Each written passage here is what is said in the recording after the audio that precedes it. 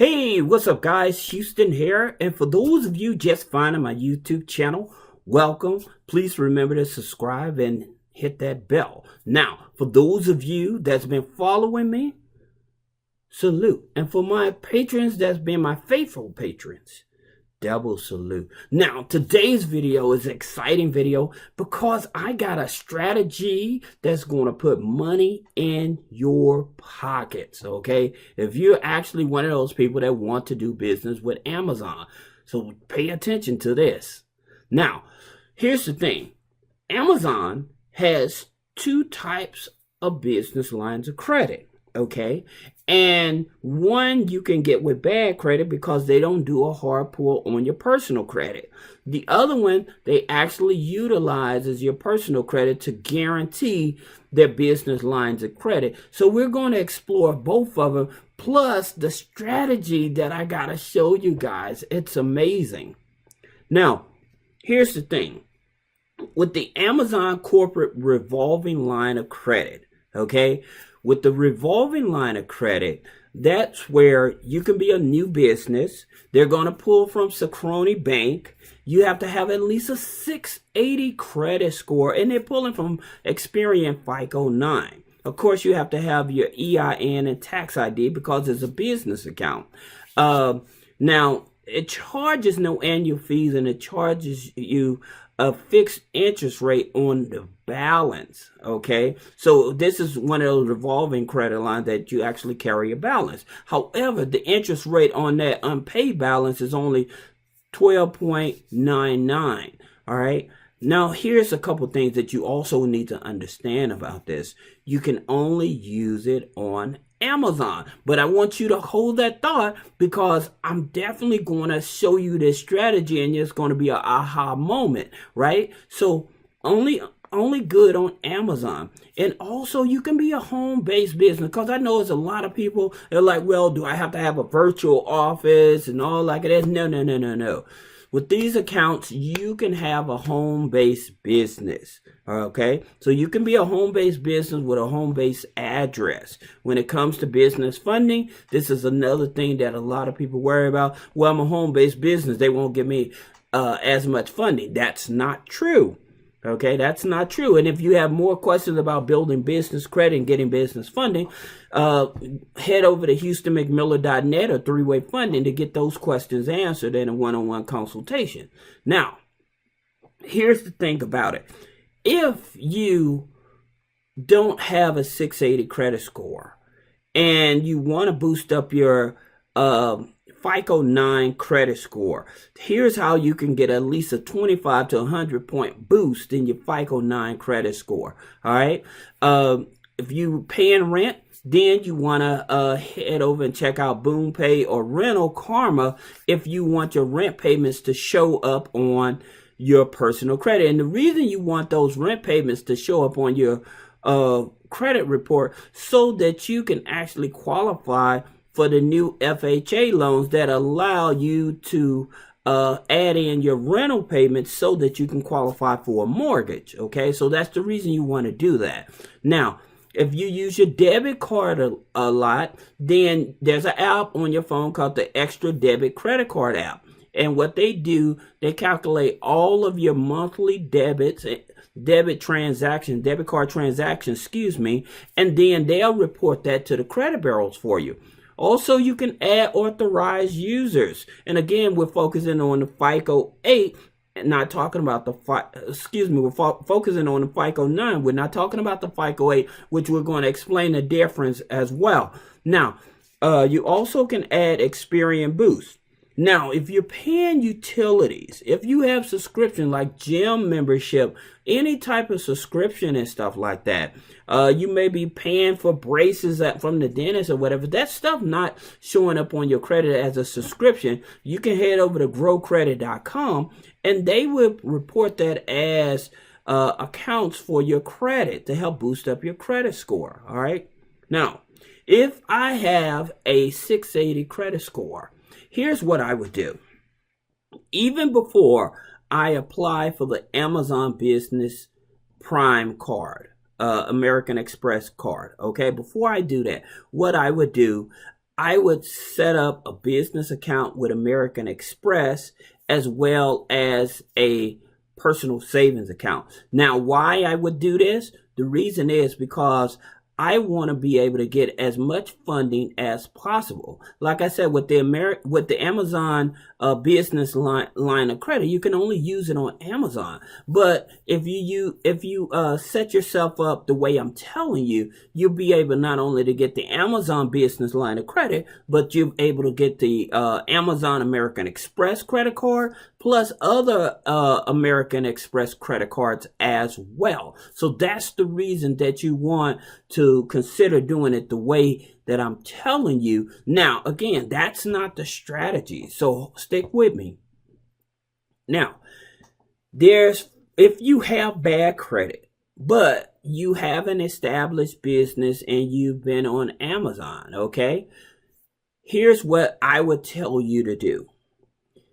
I would boost up my Experian file, okay? So I would use NAV, Business Boost, or Business Loan Builder, because they report to Experian, Equifax, Dun & Bradstreet. Then I would open up an account with Wise Business Plan. That doesn't say you have to have a business plan. However, Wise has other business products you can use. So what I'll do, I'll put a link below so you can actually see the different products they have, as well as the NAV. Now, understanding that they report to Experian, Equifax, and Dun & Bradstreet. Then I would apply for a Quill account. Now you're saying, well, Houston, what about Granger, Seaton, and Uline?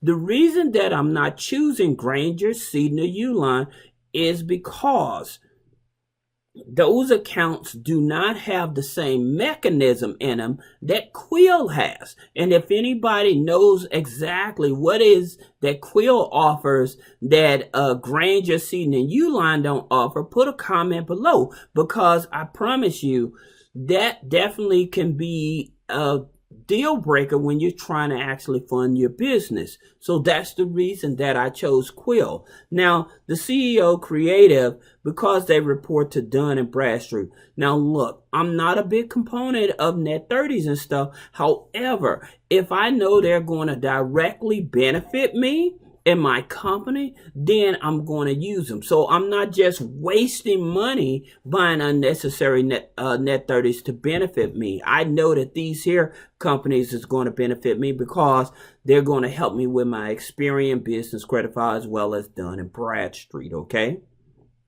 Now, here's what I would do. Once I have 3 or 4 of those net 30s reporting on my file, then I will go for the Amazon Net 55. Now, here's the thing about it with the Amazon Net 55. It's through Synchrony Bank. There's no hard pull on the personal credit. Again, they're looking at your Experian and Telescore. So that's your business credit score. All right. But one of the things about it, most of the time they want you to be in business over 2 years. All right. So that's one of the bigger caveats and stuff. So if you don't have that time frame, then the other option would be the corporate revolving line of credit. Now, again, because they don't charge any interest, no annual fees, you have to pay it off within 55 days. There's a lot of companies out here that offer net 30s, but they don't go as far as Amazon, right? Unfortunately, again, you can only use this on Amazon.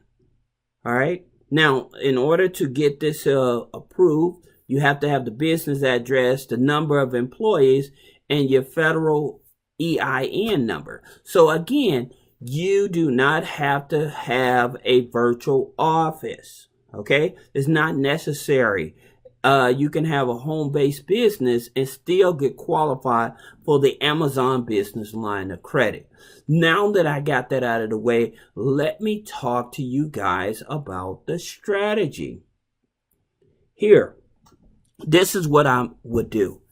If I'm buying products or I'm approved for a line of credit with Amazon, okay, I would become an Amazon affiliate. Why would I become an Amazon affiliate? Let me explain this to you.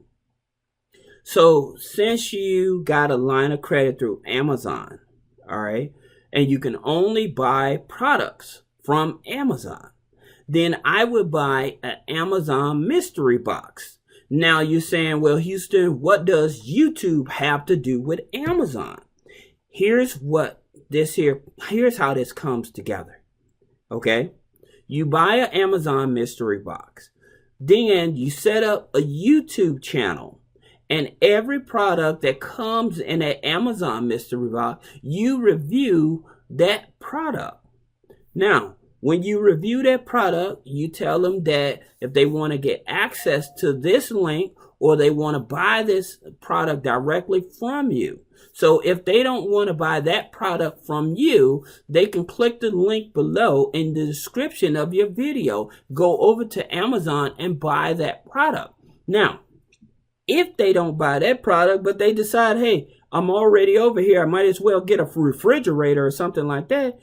Because you're an Amazon affiliate, you're still making money. You're still making money. So that's the reason that I'm telling you this. So now let's look at actually how this works. You're selling products from the Amazon mystery box. You're becoming an affiliate of Amazon. So that's two ways you're making money. Now you have a YouTube channel that they're viewing.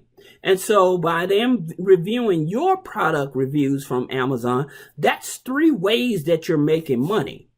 Nobody ever explains this strategy. Okay? They'll tell you how to do one, but they don't tell you the other. So that's the reason I'm telling you there's multiple ways to make money off of Amazon. Okay? And again, you get approved for the business line of credit, get a mystery box, set up a YouTube channel, review those items, become an affiliate of Amazon. And like I said, if they don't buy that item directly from you, if they go over to Amazon and whatever they buy, then you get a percentage of that as well. So you're not missing out on any money. That's what I'm saying. So you have three ways that you're actually making money. Plus, you have revenue streams from YouTube that you're making money off of as well. So that gives you three ways to make money. All right. Now, I've mentioned about the difference between FICO 8 and FICO 9. And so like understanding that with a FICO 8, mostly like Citibank,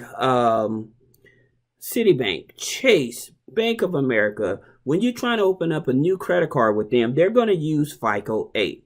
Okay, it's a little more sensitive than FICO 9. However, like a late payment of 30 days, it doesn't punish you as bad as if you have multiple late payments. Now, in terms of authorized users, they don't calculate the authorized users. And then the accounts that are in collections, if they're under $100, is not calculated. However, on the Vantage score, like with Credit Karma, if you have a collections under $100, that's counted against you. So that's the reason I tell people don't focus on a Vantage score. All right. Now, with the FICO 9, medical collections, public records and stuff, those type of accounts are now counted against you.